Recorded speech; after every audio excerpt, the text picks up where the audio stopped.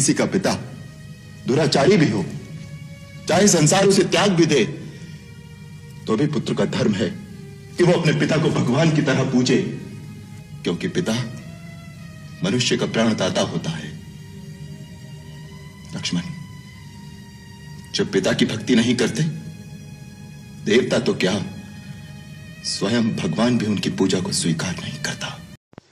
बंदी छोड़ सतगुरु रामपाल जी महाराज जी की जय हो।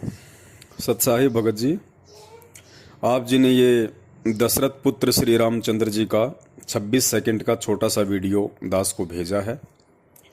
और श्री रामचंद्र जी अपने आध्यात्मिक स्तर अनुसार जो बातें कह रहे हैं, उस आधार से परम पूज्य सतगुरु रामपाल जी महाराज जी के शिष्य होने के बावजूद, काफ़ी वर्षों से उनकी संगति करने के बावजूद, आप मुझदास से ये सवाल पूछ रहे हैं कि दशरथ पुत्र श्री रामचंद्र जी इस छोटे से वीडियो में जो बातें कह रहे हैं, पहली बात उन्होंने ये कही है कि भाई चाहे बाप कितना ही भी बड़ा दुराचारी क्यों ना हो, दुराचारी का मतलब होता है कुकर्म करने वाला, गलत काम करने वाला, बलात्कार करने वाला, चोरी जारी मारकाट छल छपट करने वाला, कि बाप चाहे या पिता चाहे कितना भी बड़ा दुराचारी क्यों ना हो, जो पुत्र होता है उसका ये कर्तव्य है, उसका ये धर्म है कि वो अपने बाप को भगवान की तरह पूजे, अपने बाप की भक्ति करे। नंबर 2, आगे श्री रामचंद्र जी कह रहे हैं कि जो अपने ऐसे बाप की भक्ति नहीं करता, अपने ऐसे बाप की पूजा नहीं करता, उसकी देवता तो छोड़िए, स्वयं भगवान भी कोई इज्जत नहीं करता। ये 2 सवाल हैं। तो मुझे तो अफसोस इस बात का है कि भाई रामचंद्र जी को तो ज्ञान नहीं था, इसलिए उसने पूजा बाप, लेकिन सतगुरु से तत्व ज्ञान लेकर मुझसे ये सब पूछकर क्यों मूर्ख बन रहे हैं आप शायद मुझदास से भी पहले से जुड़े होंगे परमात्मा से, या बाद में भी जुड़े हों, ये कोई फर्क नहीं पड़ता है। बात ज्ञान समझ में आने की है। परमात्मा के सत्संगों को गहनता से सुनने और समझने की जरूरत होती है। तो देखिए भगत जी, परमपिता परमेश्वर सतगुरु रामपाल जी महाराज जी ने अपने सतगुरु के लक्षणों में वर्णित जो एक लक्षण है कि सतगुरु के लक्षण कहूं, और आगे परमात्मा उस वाणी में कहते हैं कि जो चारों वेदों का, 18 शास्त्रों का, पुराणों का जो निचोड़ निकाल के सबके सामने रख दे, उसको सतगुरु कहते हैं। तो गुरुदेव ने हर ग्रंथ को बड़ी बारीकी से हमें समझा दिया, पढ़ा दिया, उसका सार निष्कर्ष, उसका जूस निकाल के हमारे सामने रख दिया। और फिर भी आप पूछ रहे हैं कि रामचंद्र जी के ये विचार सही हैं या गलत हैं, तो ये बड़े अफसोस की बात है। क्योंकि आपको विचार करना चाहिए था गुरु जी के सत्संगों को आधार बना के कि रामचंद्र जी अगर बाप की भक्ति ना करने के लिए कहे तो फिर किसके लिए कहे।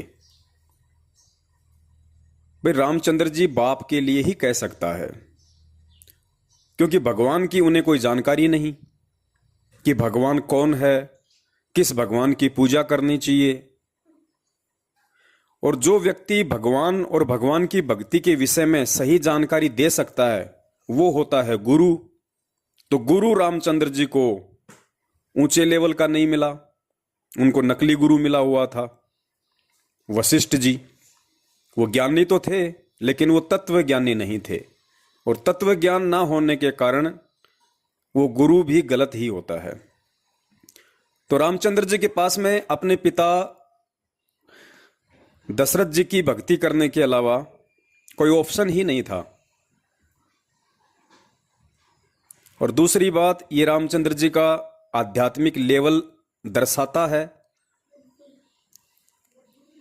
कि उन्होंने अपना गुरु बना रखा वशिष्ठ को।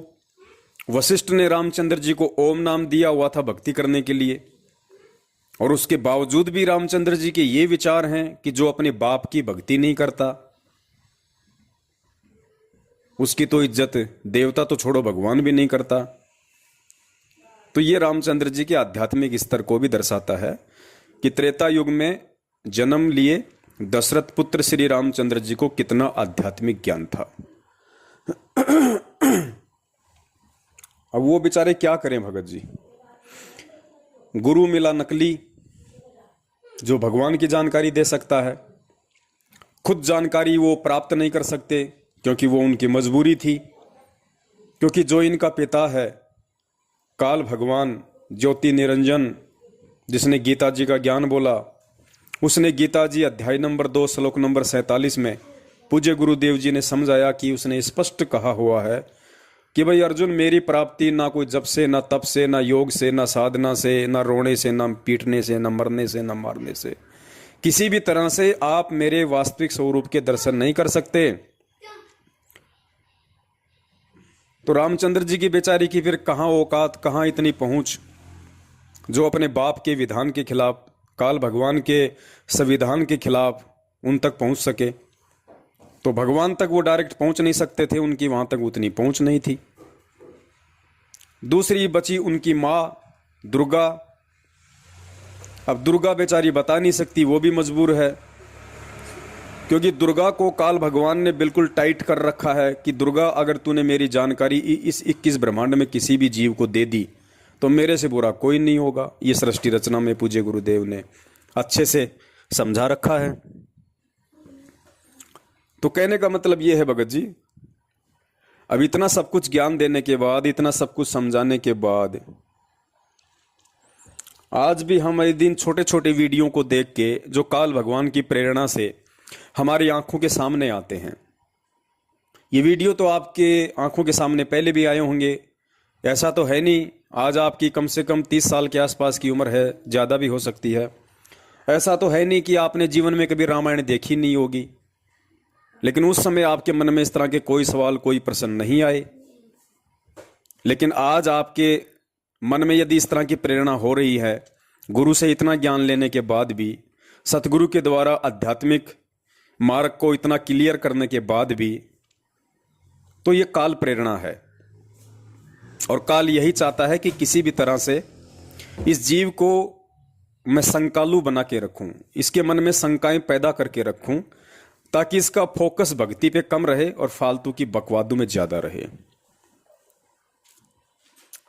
तो भगत जी, इससे ज्यादा तो मैं अब क्या आप जी को संदेशा दे सकता हूं।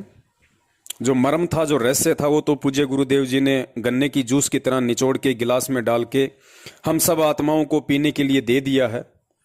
अब उसके बावजूद भी यदि कोई उस जूस को ना पी के, यदि उस रस रहित जो गन्ने का छिलका है अगर उसी को चाटने की कोशिश करे, तो भाई वो तो फिर उसकी अपनी समझदारी, अपनी मूर्खता, कुछ भी कहें उसको।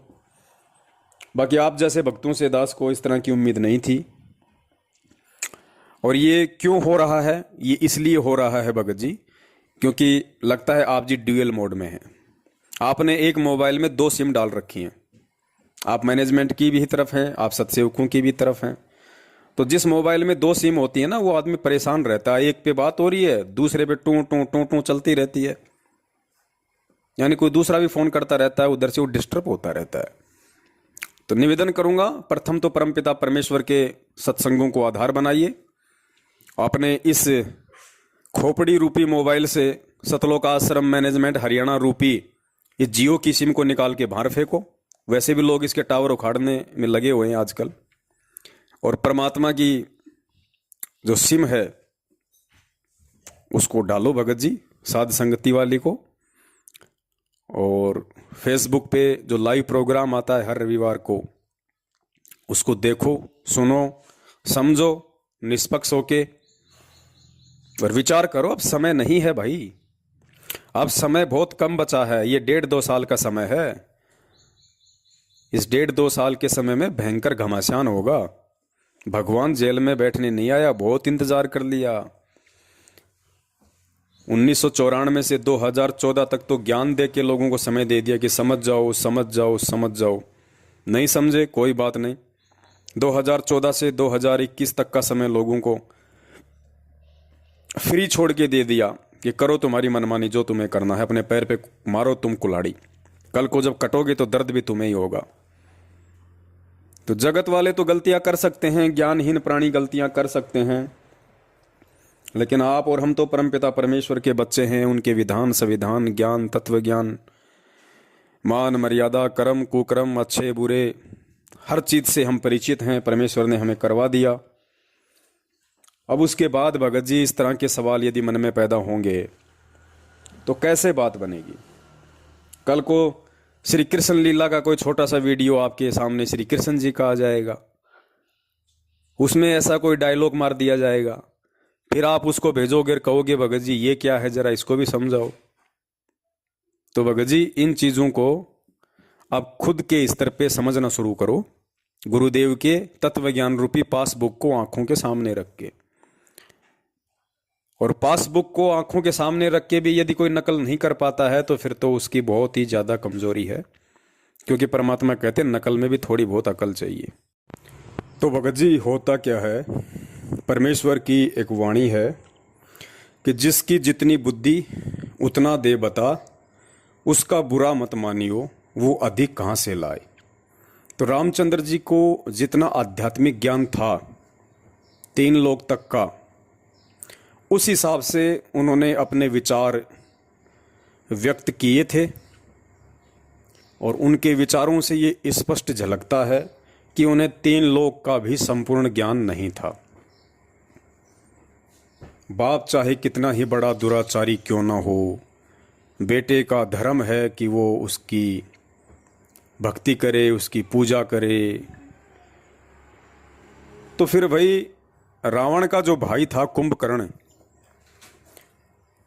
तो उसके विचारों में रामचंद्र जी के विचारों में तो कोई भिन्नता नहीं है। तो रामचंद्र जी भी कुंभकर्ण की ही श्रेणी में गिने जाएंगे, क्योंकि जब सीता को हरण करके ले आया था रावण, और जब श्री रामचंद्र जी ने सेना सहित वहां पे चढ़ाई कर दी, और रावण के नाना ने जब उसको सलाह दी कि भाई कुंभकर्ण को जगाओ, उस सेना के लिए तो वो अकेला ही काफी है, तो कुंभकर्ण को जगाने के लिए गए, बड़ी मुश्किल से उसको जगाया, उसको रावण के सामने पेश किया। तो उसने कारण जानना चाहा कि ये दशरथ पुत्र रामचंद्र अपनी सेना लेके लंका पे क्यों चढ़ाई कर रहा है, हमारे से उसकी क्या दुश्मनी है।